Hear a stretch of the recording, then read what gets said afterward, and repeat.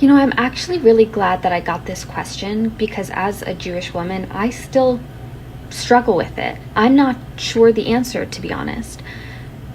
I assume when my Judaism comes up, given what the state of Israel has done to Palestine over the last 76 years, but especially over the last year and a half, I assume that people wonder what my stance is on the genocide and on ethnic cleansing and on apartheid and on the weaponization of anti-Semitism to silence legitimate criticism of a violent and brutal state. And so because I make that assumption, two things happen. One, I become a little self-conscious about my Judaism, which is a shame because broadly I am incredibly proud of being a Jewish woman. I love the legacy of survival, of resistance and resilience, of, my family's intellectual curiosity, all of these things that they've gifted me.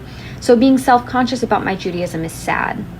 On the other hand, I feel a moral, ethical, spiritual, and religious responsibility to distance Jews from Zionism. And so when I introduce myself as Jewish, for example, at a conference, I state that I am an anti-Zionist or a Zionist critical Jew. Like, I make that as clear as possible because I don't want people to assume that I am a genocide apologist. Like, I'm not comfortable with people making that assumption about me. So I don't necessarily think that it's rude to ask. I think people have a genuine curiosity. The assumption that Jews are inherently or necessarily pro-genocide is a painful, humiliating assumption to be navigating right now. Like, that is very sad.